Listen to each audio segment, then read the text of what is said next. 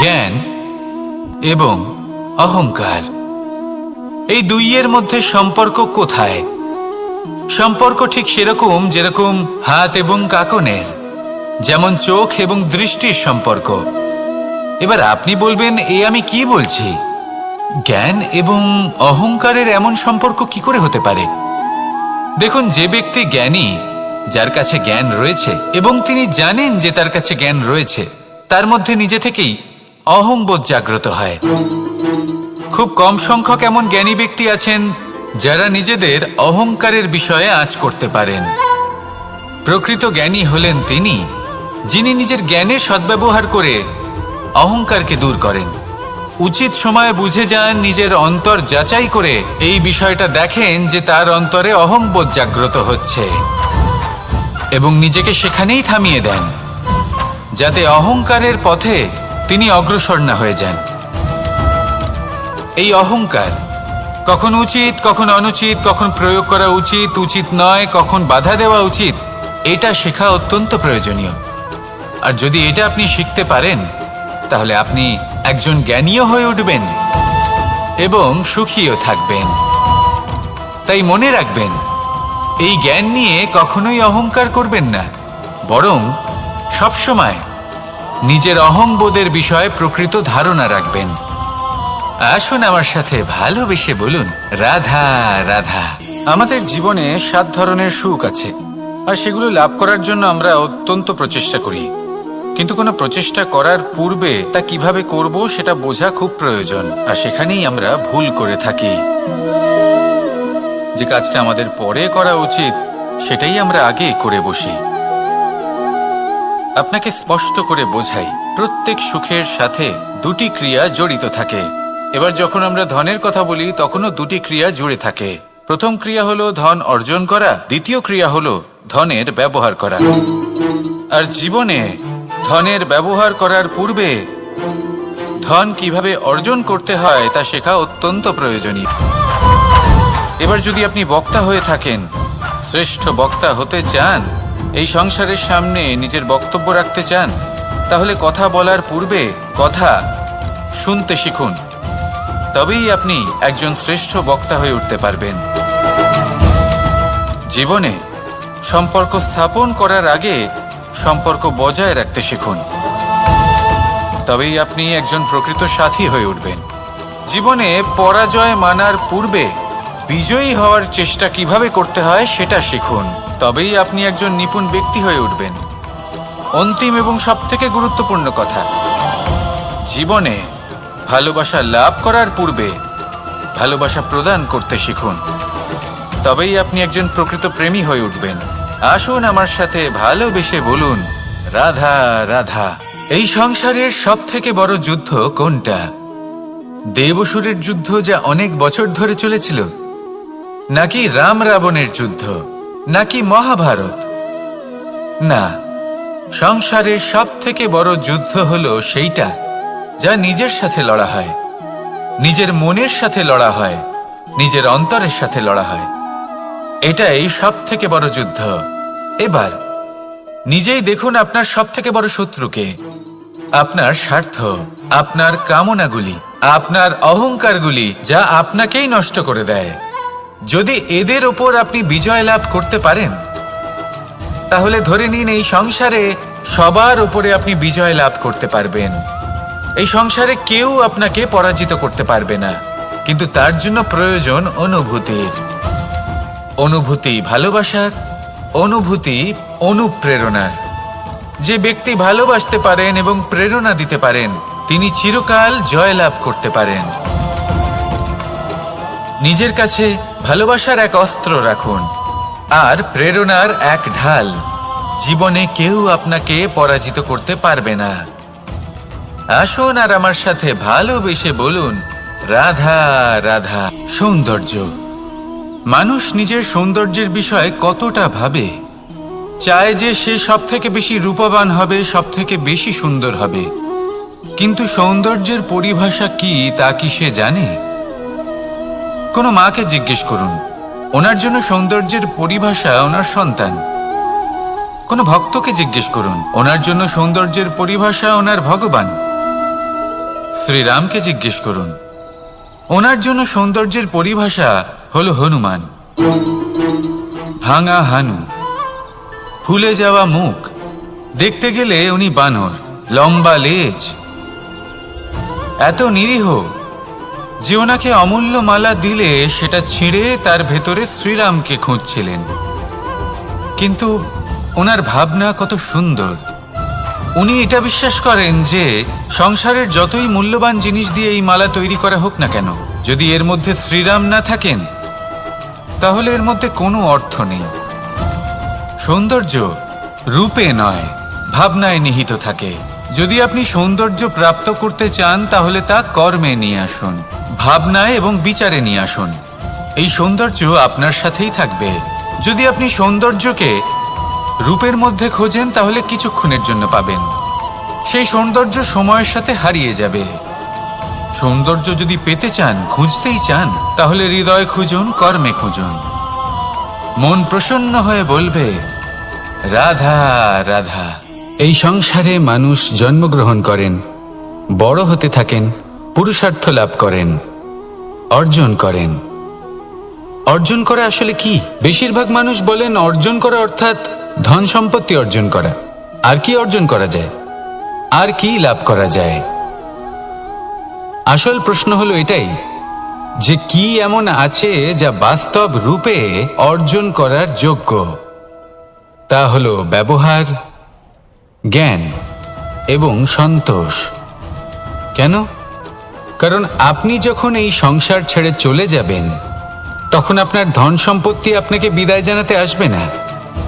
আপনাকে বিদায় জানাতে আসবে আপনার আপনজন, যাদের সাথে আপনার সুসম্পর্ক ছিল। সমগ্র সংসারে সহস্র মানুষ ধন অর্জন করে থাকেন। শ্রেষ্ঠ মানুষ হলেন তিনি যিনি ব্যবহার, জ্ঞান এবং সন্তোষ অর্জন করে থাকেন, একে সকলের মধ্যে বিতরণ করেন। তাই এটাই করুন আর আমার সাথে ভালোবেসে বলুন রাধা রাধা। সেই কখন থেকে এই পুস্তকটিকে দেখছি, কিন্তু এর থেকে আমি কোনো জ্ঞান লাভ করতেই পারছি না। এবার আপনি বলবেন যে আজ কেমন বিচিত্র কথা বলছি আমি। যদি এই পুস্তক থেকে আমাকে জ্ঞান লাভ করতে হয় তাহলে শুধুই তাকিয়ে থাকলে হবে না। আমাকে এই পুস্তককে খুলতে হবে, পড়তে হবে, তাকে বুঝতে হবে, তবেই তো জ্ঞান প্রাপ্তি হবে। বড়ই সহজ একটা ব্যাপার, কিন্তু একে যাপন করা অত্যন্ত কঠিন, তাই না? আপনি নিজেকেই দেখে নিন। আপনার কাছে অনেক জ্ঞান রয়েছে। সহজ থেকে সহজতর জ্ঞানের কথা যদি বলি, আপনি এটুকু তো জানেন যে সত্যি কথা বলা ভালো কাজ, দান করা হলো পুণ্যের কাজ। আপনি জানেন যে পরিশ্রম করলে সাফল্য আসবে। এই জ্ঞান তো আমাদের কাছে রয়েছে, এমন অনেক জ্ঞান আমাদের কাছে রয়েছে, কিন্তু আলস্যের কারণে, অবহেলা করে আমরা শুধু এই জ্ঞান প্রয়োগ করতে পারি না, এই জ্ঞান যাপন করতে পারি না, একে আচরণে প্রয়োগ করতে পারি না। সেই জন্য দুঃখী হয়ে যাই। তাই আপনার কাছে যা যা জ্ঞান আছে, যা যা জ্ঞান আপনি লাভ করেছেন, সেই জ্ঞান যাপন করা শুরু করুন, জীবনে প্রয়োগ করতে শুরু করুন। এই মন প্রত্যেকটি মুহূর্তে প্রসন্ন থাকবে, আর লক্ষ্যপ্রাপ্ত করে এই মন বলবে রাধা রাধা। একটা জলের ফোঁটাকে ফোঁটা নামে সম্বোধন করা হয়। অনেক ফোঁটা একত্রিত হলে সাগরের রূপ ধারণ করে। শুধু একটা পাতাকে পাতা বলা হয়, অন্য অনেক পাতার সাথে একত্রিত হলে তা গ্রন্থের রূপ ধারণ করে। একটা মাত্র সুতো অন্য সুতোর সাথে মিলিত হলে বস্ত্রের রূপ ধারণ করে। অনেক সংখ্যক ইট একত্রিত হলে মহলের রূপ ধারণ করে। সৈন্যরা একত্রিত হলে সৈন্যদল তৈরি হতে পারে। এটা হলো শক্তি সংগঠনের, এটাই হলো শক্তি একতার। তা সে বনস্পতি হোক বা কোনো ব্যক্তিই হোক, কোনো মনোভাবই হোক, যদি একা থাকে তাহলে দুর্বল হয়ে পড়বে। যদি সংগঠিত থাকে তাহলে শক্তিও বাড়বে আর আপনাকে সামনে এগিয়েও নিয়ে যাবে। তাই এই একতায় বিশ্বাস রাখুন আর আমার সাথে ভালোবেসে বলুন রাধা রাধা। এমন কিছু রয়েছে মানুষের মনে, তাদের জীবনে এমন এক আবেগ যা সর্বজন বিদিত, যা সবাই জানেন যে উপস্থিত আছে, সেটাকে আমরা সমস্যা বলে থাকি। এমনিতে আমরা সকলেই জানি যে এমন কোনো গৃহ নেই যেখানে মৃত্যুর ছায়া পড়েনি, এমন কোনো বৃক্ষ নেই যার দ্বারা ওষুধ তৈরি সম্ভব নয়, এমন কোনো অন্ন নেই যা সময়ের সাথে বিষ বা অমৃতে পরিণত হতে পারে। এবার এই সমস্যাগুলি কোনো ব্যক্তির জন্য সমস্যা হতে পারে, কিন্তু নিজে থেকে এরা কোনো সমস্যাই নয়। এরা আসে আমাদের সাহায্য করতে, আমাদের কিছু শেখাতে। আপনি নিজেই দেখুন, পর্বতের শিখর থেকে কোনো এক পাখি পড়ে গিয়ে নিজের প্রাণ ত্যাগ করল। সেটা কখন সম্ভব? যখন সেই পাখি ওড়ার চেষ্টাই করে না। তখন যখন কোনো ব্যক্তি জলে পড়ে যান এবং ডুবে গিয়ে নিজের প্রাণ হারান, এর সম্ভাবনা কখন বেশি থাকে? যখন সেই ব্যক্তি সাঁতার কাটার চেষ্টাই করেন না। তখন এই সমস্যা প্রত্যেকের জীবনে থাকবেই, কিন্তু এটা মনে রাখা প্রয়োজনীয় যে কোনো সমস্যা পরিস্থিতির কারণে সমস্যা হয়ে ওঠে না। এই পরিস্থিতি যখন আমাদের সামনে আসে, আমাদের তা কঠিন মনে হয়, আমরা নতমস্তক হয়ে পড়ি, ভয়ভীত হয়ে পড়ি, তার সম্মুখীন হতে পারি না। তখন তা সমস্যার রূপ নেয়। দৃঢ় হয়ে দাঁড়িয়ে থাকুন সাহসের সাথে, এই পরিস্থিতিগুলির সম্মুখীন হন। দেখবেন সমস্যা কখন সাফল্যে পরিণত হবে আপনি জানতেই পারবেন না। আসুন আমার সাথে ভালোবেসে বলুন, রাধা রাধা। এই সংসারে কখনো কোনো ব্যক্তিকে তার বাইরের পোশাক দেখে বিচার করার চেষ্টা করবেন না, এটা খুব বড় ভুল করবেন। যেমন আমরা জীবনে অনেক সময় এমন করি, ধরুন কোথাও একটা গাছ দেখলাম, খুব বিশাল আকারের একটা গাছ, যেটা মাটির থেকে অনেক উঁচুতে পৌঁছে গেছে, যার বিশাল শাখা আছে। সেগুলো দেখে আমরা ভাবি যে এই গাছে হয়তো কত সুস্বাদু ফল আছে, আমরা সেই গাছের পরিচর্যা করতে থাকি। আবার অন্যদিকে হলো একটি তৃণ, যেটা মাটি থেকে কিছুটা উঁচুতে পৌঁছেছে, কিন্তু সেই তৃণর নিচে, মাটির নিচে অত্যন্ত সুস্বাদু ফল বা সবজি জন্ম নেয়, যা আমাদের স্বাস্থ্যের পক্ষে অত্যন্ত উপকারী। সেই জন্য কখনো আবরণ দেখে কাউকে বিচার করতে চেষ্টা করবেন না। তার বদলে এটা বোঝার চেষ্টা করুন যে আপনার সামনে যে ব্যক্তি আছে বা বস্তু আছে, তার বিশেষত্ব কি। যদি এই বিশেষত্ব বোঝার ক্ষমতা আপনি অর্জন করেন, যদি এই শিল্প আপনি নিজের ভেতরে জাগ্রত করেন, তাহলে এই সংসারে বিশেষত্ব কি সেটা আপনি জানতে পারবেন। আর এই সমস্ত খেলা দৃষ্টি থেকে নয়, দৃষ্টিভঙ্গি থেকে জন্ম নেয়। দৃষ্টিভঙ্গি সবসময় শুভ রাখুন, আর আমার সাথে ভালোবেসে বলুন, রাধা রাধা। যখন মানুষের মৃত্যু চাই, আপনি এই সংসারে কি অর্জন করেছেন? ধন সম্পত্তি, বস্ত্র, আভূষণ, এই সব কিছু যে আপনি অর্জন করেছেন, আপনার মৃত্যুর পরে তা আপনার থেকে দূর হয়ে যাবে। এর উত্তর হলো একটাই, আপনার কর্ম। শুধু সেটাই আছে যা একান্ত আপনার, আর শুধু সেটাই এই সংসার থেকে চলে যাওয়ার পরেও সংসারেই জীবিত থাকবে। যদি আপনি দুষ্কর্ম করেন, তাহলে এই সংসার আপনাকে একটি অনুচিত উদাহরণ হিসেবে মনে রাখবে যে এই ব্যক্তি খুব পাপী ছিল, অনুচিত কর্ম করতেন। যে পথে তিনি চলেছেন সেই পথে কারোর চলা উচিত নয়। সেখানেই যদি আপনি সৎকর্ম করেন, তাহলে সংসার চিরকাল এটাই বলবে যে খুব ভালো মানুষ ছিলেন, সবাইকে ভালোবাসতেন, সবাইকে সাহায্য করতেন, আমার খুব প্রিয় মানুষ ছিলেন। এটাই হলো শ্রেষ্ঠ কর্ম। সেই জন্য জীবনে শুধুমাত্র ধন সম্পত্তি, আভূষণ, এই সব অর্জন করতে গিয়ে নিজের মনোনিবেশ করবেন না। শ্রেষ্ঠ কর্ম করুন। সংসার থেকে চলে যাওয়ার পরেও এই কর্মই এই সংসারে আপনাকে জীবিত রাখবে। আসুন আমার সাথে ভালোবেসে বলুন, রাধা রাধা। আমরা সবাই সূর্যকে সম্মান করি, ওনাকে শ্রদ্ধা করি, ওনাকে পুজো করি। এই সূর্য আমাদের শক্তি প্রদান করেন, প্রকাশ প্রদান করেন। কখনো কখনো উষ্ণতা এতটাই বাড়িয়ে তোলেন, এতটাই তপ্ত করে তোলেন, আমাদের একথা মনে হয় যে আমাদের এই শরীর জ্বলে যাচ্ছে। তখনও আমরা বিরোধিতা করি না, তাকে কটু কথা শোনাই না, আমরা সসম্মানে তা গ্রহণ করি। কেন কেন করি? কারণ আমরা জানি যে সন্ধেবেলা যখন সূর্যাস্ত হবে তখন শুধুমাত্র অন্ধকার বাকি থাকবে। ঠিক কিছুটা এরকমই হয় আমাদের মাতা পিতাও, যিনি আমাদের জন্ম দেন, আমাদের ভরণ পোষণ করেন, আমাদের বড় করেন, আমাদের প্রেম প্রদান করেন। কখনো কখনো তাদের মুখ থেকে কটু কথা নিঃসৃত হয়, আমাদের দুঃখ হয়, কিন্তু তখন আমাদের এটা বোঝা উচিত এগুলি নিঃসৃত হচ্ছে আমাদেরই মঙ্গলের জন্য। যেমন সূর্যদেব, উনিও উত্তাপ দিয়ে থাকেন আমাদেরই মঙ্গলের জন্য, যাতে ফসল পাকতে পারে, যাতে জল বাষ্প হয়ে মেঘ হতে পারে, বৃষ্টি হতে পারে, আর এই সংসারে নিরন্তর জলের প্রবাহ থাকে। আমাদের মাতা পিতা, তাদের কঠোর আচরণ, তাদের কঠোর অনুশাসনের পেছনে লুকিয়ে থাকে ওনাদের ভালোবাসা। আমাদের তা বুঝতে হবে, সসম্মানে ওনাদের গ্রহণ করতে হবে। কারণ ঠিক সূর্যাস্তের পরে যেমন চতুর্দিক অন্ধকারচ্ছন্ন হয়ে যায়, তেমনি আমাদের জীবন থেকে যখন আমাদের মাতা পিতা চলে যায় তখন আমাদের জীবনেও শুধু এবং শুধুমাত্র অন্ধকারই ছেয়ে থাকে। সেই জন্য নিজের মাতা পিতাকে সম্মান করুন, ওনাদের ভালোবাসা প্রদান করুন। এই মন আর এই জীবন প্রসন্ন হয়ে বলবে রাধা রাধা। পরিস্থিতি কখনো এটা ভালো থাকে, আবার কখনো মন্দ হয়ে যায়। কখনো এই পরিস্থিতি আমাদের পক্ষে থাকে, আর কখনো এই পরিস্থিতি অনুযায়ী আমাদের চলতে হয়, কোনো বিকল্প থাকে না। কিন্তু যখনই এই পরিস্থিতি খারাপ হয়ে যায় তখন কি করা উচিত সেই প্রশ্ন মনে জেগে ওঠে।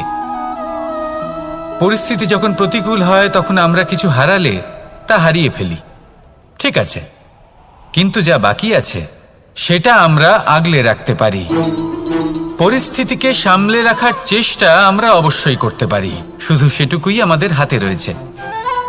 কিন্তু এর থেকেও বড় সমস্যা আছে, অহংকার। কখন প্রবেশ করে আমরা জানতেও পারি না। এই অহংকার আপনাকে বুঝতেও দেবে না যে আপনি সত্যি কিছু হারিয়েছেন। আপনার কিছুই যাবে আসবে না। দেখতে গেলে আকাশের সূর্য নিজের প্রকাশ হারিয়ে ফেলে যখন অন্ধকার ঘনিয়ে আসে। তাহলে আমরা কে হই? ওনার সামনে তো কিছুই নই। এই অহংকার আমাদের দমন করতেই হবে। এটা বিশ্বাস করতে হবে যে এই সমগ্র সৃষ্টিতে আমরা শুধুমাত্র একটা কণা, তার থেকে বেশি আর কিছুই নয়। বিশ্বাস করতে হবে যে আমরা ততটাও বড় নই যে কখনোই কিছুই হারাবো না। এবার যেদিন এই জ্ঞান আপনি আত্মস্থ করে নিজের আচরণ পাল্টাবেন, মনে রাখবেন সেই দিনই অহংকারকে দমন করতে আপনি পথে অগ্রসর হয়ে পড়েছেন।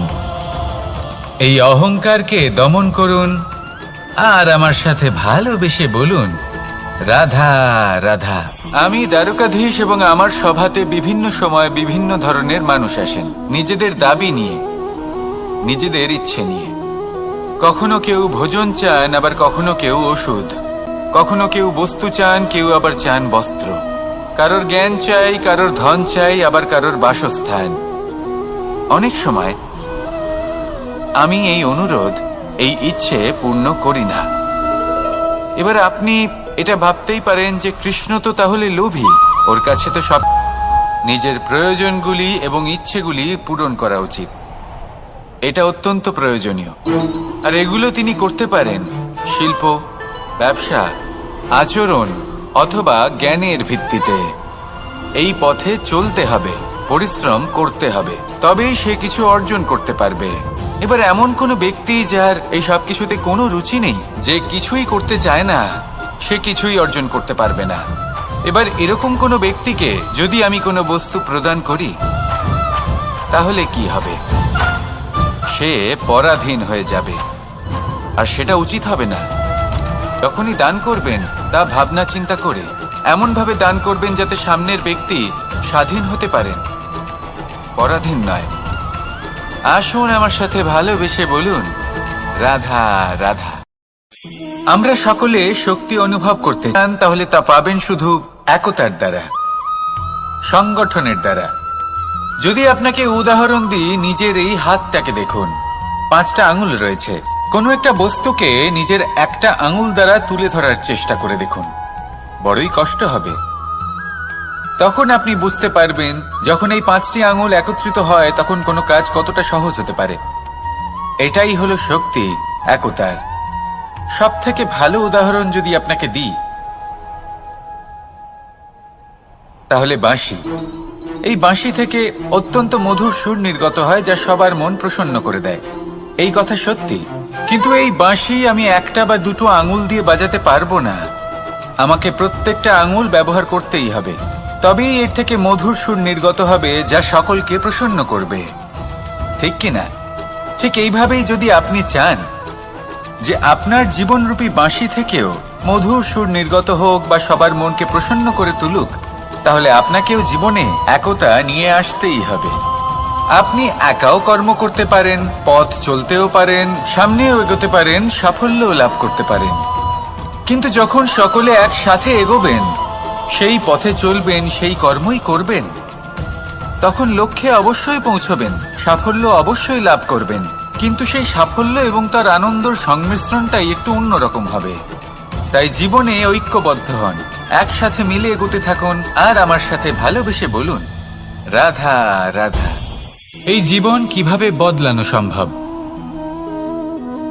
কিছু মানুষ বলেন যে নিরন্তর কাজ করলে, পুরুষার্থ পালন করলে এই জীবন বদলে ফেলা সম্ভব। আজ আমি আপনাকে বোঝাবো যে এক মুহূর্ত, সময় আর সিদ্ধান্ত কতটা গুরুত্বপূর্ণ হয়। এক মুহূর্তই যথেষ্ট। একটা মুহূর্ত এত শক্তিশালী হতে পারে যে তা আপনার সমগ্র জীবন পাল্টে দিতে পারে। এমন এক সময় ছিল শ্রীরামের কাছে যখন ওনাকে সিদ্ধান্ত নিতে হয় যে উনি নিজের পিতার আদেশ পালন করতে বনবাসে যাবেন নাকি যাবেন না। উনি সেই আদেশ পালন করেছিলেন, তারপর সময় অনুসারে উপযুক্ত সিদ্ধান্ত নিলেন। আর আজ সকলের মনে বসবাস করেন শ্রীরাম। আর অন্যদিকে আছে রাবণ। ওনার কাছে একটা সময় ছিল, একটা সুযোগ ছিল নিজের প্রারব্ধকে শুভ করে তোলার। উনি ভুল করলেন আর মৃত্যু লাভ করলেন। নির্বাচন সবসময় আপনার হাতে, শুধু আপনাকে সময়কে বুঝতে হবে, সেই মুহূর্তকে বুঝতে হবে আর উচিত সিদ্ধান্ত নিতে হবে, ব্যাস। বুঝতে শিখুন এই সময়ের দাবি কি, বুঝতে শিখুন এই সময়ের ইচ্ছে কি, আর উচিত সিদ্ধান্ত নিন। আর আমার সাথে ভালোবেসে বলুন রাধা রাধা। মানুষের জীবনে স্বচ্ছতার একটা আলাদা গুরুত্ব আছে। যদি আপনি নিজেকে স্বচ্ছ রাখেন তাহলে আপনার নিজেরও ভালো লাগবে, সামনের ব্যক্তিরও ভালো লাগবে, একটা অন্যরকম প্রভাব পড়বে। কিন্তু একজন শ্রেষ্ঠ ব্যক্তি কিভাবে হয়ে ওঠা সম্ভব? যার মধ্যে গুণ আছে, শিক্ষা আছে, শুভ চেতনা আছে, যিনি সৎকর্ম করেন। কিভাবে হব সেই ব্যক্তি যার মধ্যে জ্ঞান আছে? শুধুমাত্র স্বচ্ছ থাকলে তো তা হওয়া সম্ভব নয়। প্রথমে আপনাকে বুঝতে হবে যে মানুষের মধ্যে 4টি মূল তত্ত্ব আছে। প্রথম হলো তার শরীর, যার দ্বারা উনি যে কোনো কর্ম করে থাকেন। দ্বিতীয় তত্ত্ব হলো তার মন, যার দ্বারা কোনো কর্ম করার জন্য সে নিজেকে প্রেরণা দিতে থাকে। তৃতীয় তত্ত্ব হলো বুদ্ধি, যে কর্ম আমরা করতে চাই, যে লক্ষ্যে আমরা পৌঁছতে চাই, সেটা আমরা কিভাবে কোন পথে করব সেটা স্থির করা যায় বুদ্ধি দিয়ে। আর চতুর্থ তত্ত্ব হলো আত্মা। আত্মা হলো এমন এক তত্ত্ব যার কোনো সমাপ্তি নেই। আত্মা হলো অজয়। কিন্তু এরও শুদ্ধিকরণের প্রয়োজন হয়। এই 4টি তত্ত্বের শুদ্ধিকরণ করতে থাকুন, এদের নির্মল রাখুন, শুদ্ধ রাখুন। এবং এটা কিভাবে হবে? শুভ চেতনা দ্বারা, জ্ঞানের দ্বারা, এবং সব থেকে বেশি গুরুত্বপূর্ণ প্রেমের দ্বারা। আসুন আমার সাথে ভালোবেসে বলুন রাধা রাধা।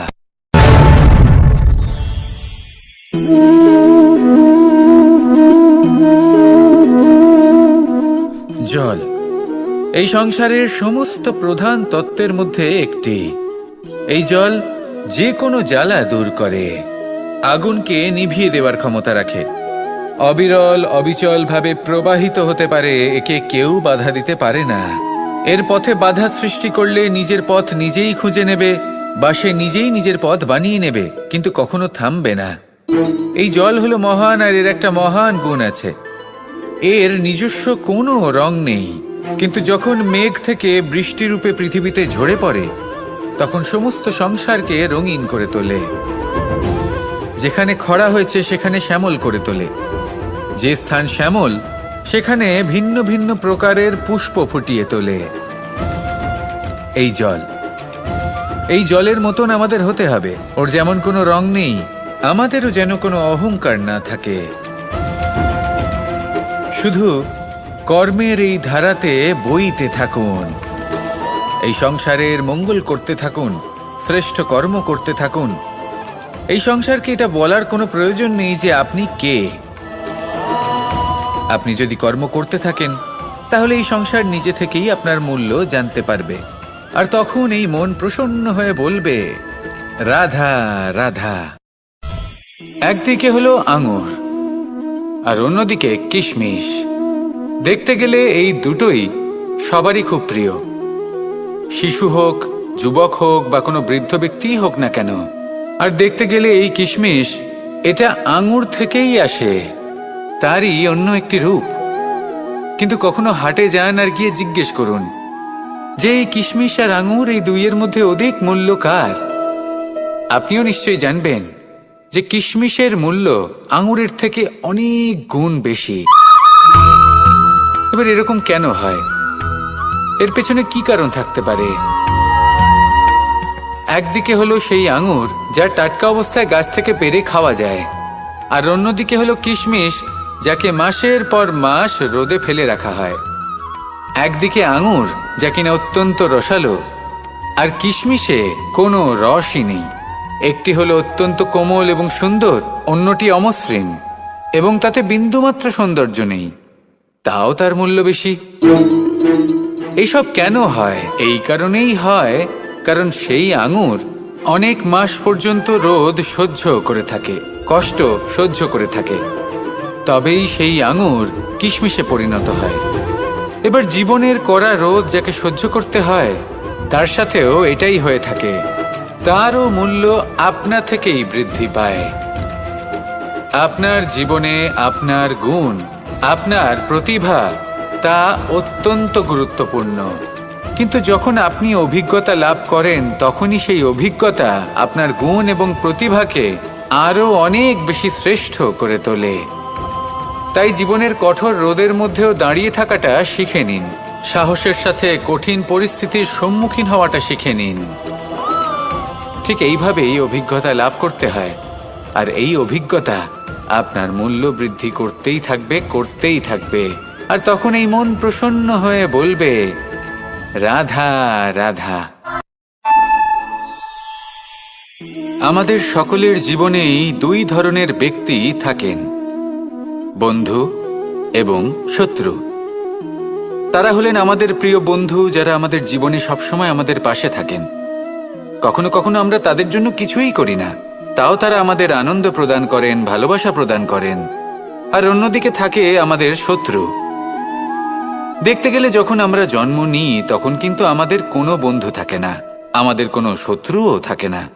কিন্তু যত ধীরে ধীরে আমরা জীবনে এগোতে থাকি, আমাদের বয়স বাড়তে থাকে, তখন আমাদের বন্ধু আর শত্রু এই দুইয়ের সংখ্যা বাড়তে থাকে।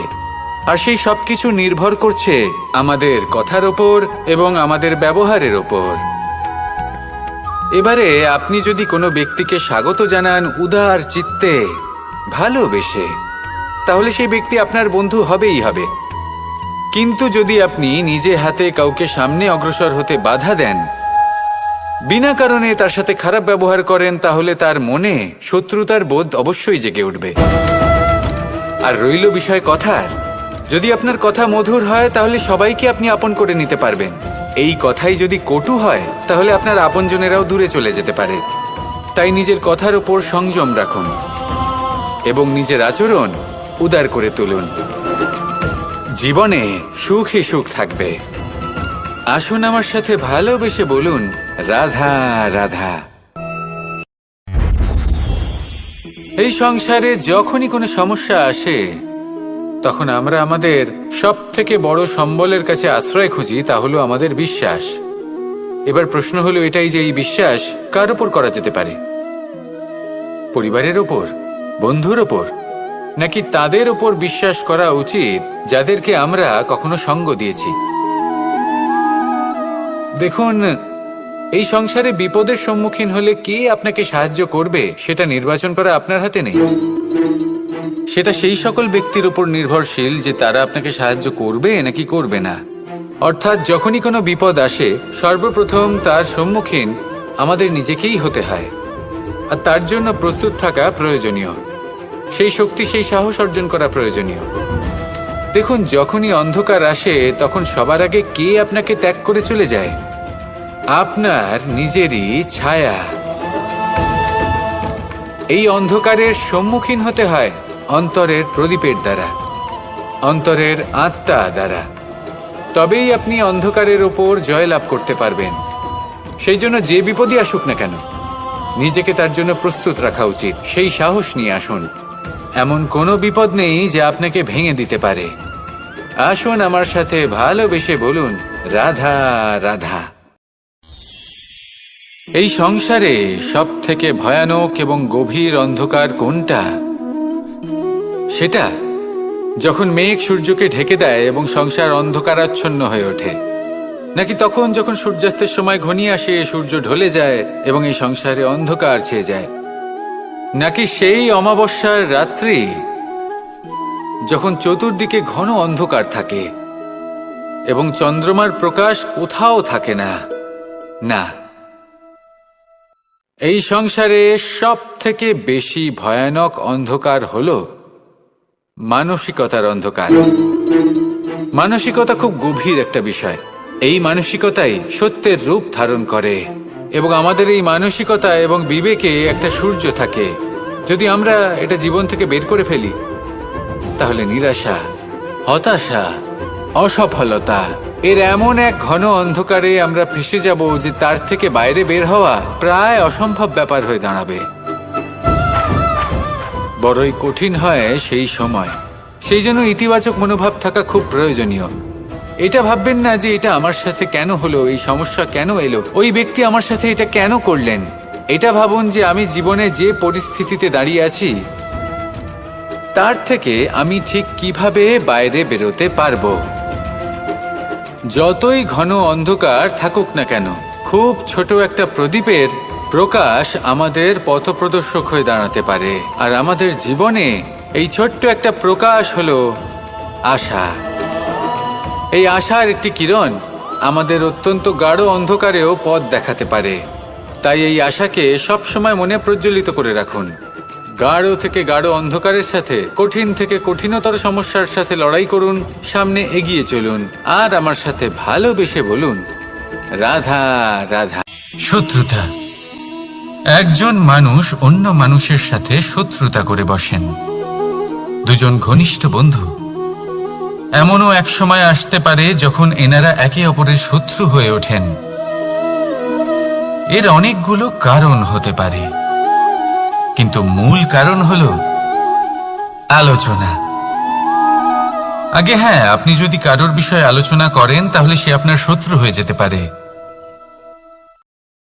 এবার মনে একটা প্রশ্ন আসতে পারে যে এটা কিভাবে সম্ভব হতে পারে?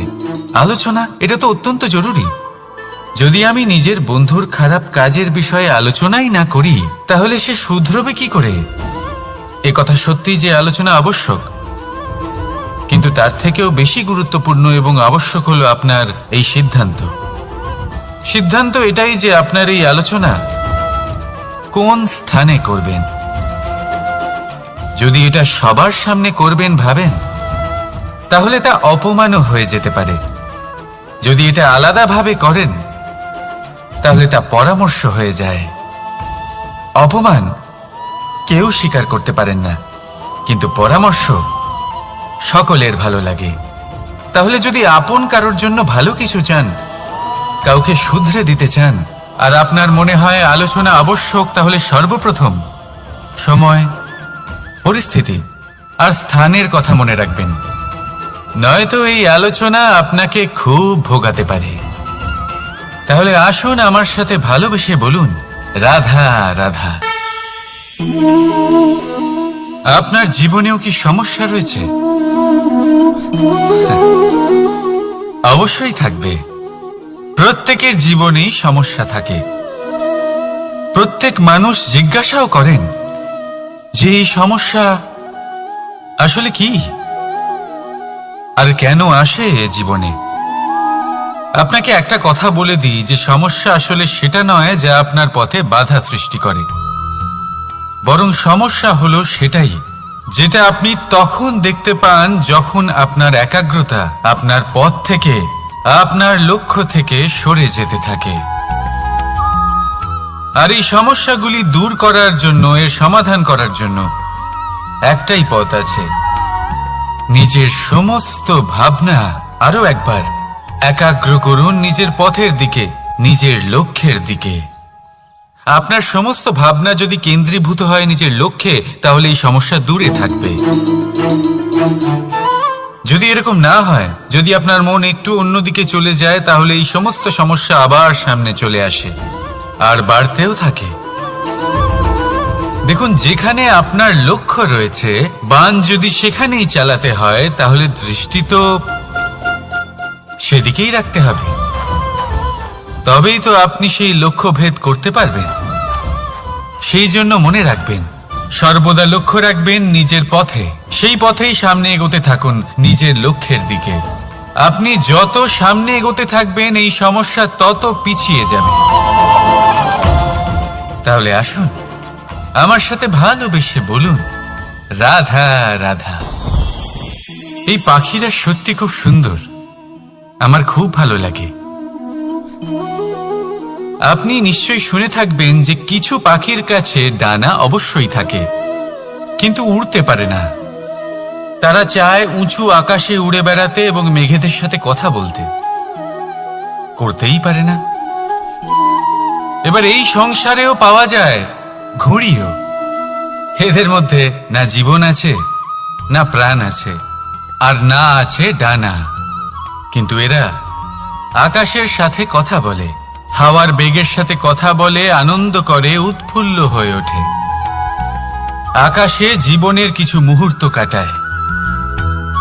তার কারণ কি হতে পারে? কারণ হলো সুতো। এই সুতো যদি সঠিক হাতে থাকে, তাহলে এই কাগজের তৈরি ঘুড়িও আকাশের উচ্চতায় উড়ে বেড়াতে পারে। এবার এই সুতো আসলে কি? এই সুতো হলো আসলে ভালোবাসা। এই সুতো হলো আসলে বিশ্বাসের। আর এটা আপনি দিয়ে থাকেন তাদের হাতে যাদের আপনি বিশ্বাস করেন, যাদের আপনি নিজের সর্বস্ব দিয়ে দেন। ভেবে দেখুন, এই ভালোবাসা আর বিশ্বাসের সুতো আপনি যদি সঠিক মানুষের হাতে দিয়ে দেন, তাহলে আপনি অনেক উচ্চতায় উঠতে পারবেন, আকাশের উচ্চতায় উড়ে বেড়াতে পারবেন, মেঘের সাথে কথা বলতে পারবেন, পাখিদের মতো উড়তে পারবেন, যা ইচ্ছে তাই করতে পারবেন। শুধু এই মানুষ সঠিক হতে হবে, এমন একজন মানুষ যার মনে আপনার জন্য ভালোবাসা রয়েছে, এমন এক মানুষ যার মনে কোনো স্বার্থ নেই, যিনি পরোপকারী, এমন একজন ব্যক্তি যিনি আপনার অস্তিত্বকে বাইরে নিয়ে আসতে পারবেন, তাকে উজ্জ্বল করে তুলবেন। তাহলে ভালোবাসুন, আনন্দ করতে থাকুন, আর এই আনন্দ সহকারে বলুন, রাধা রাধা।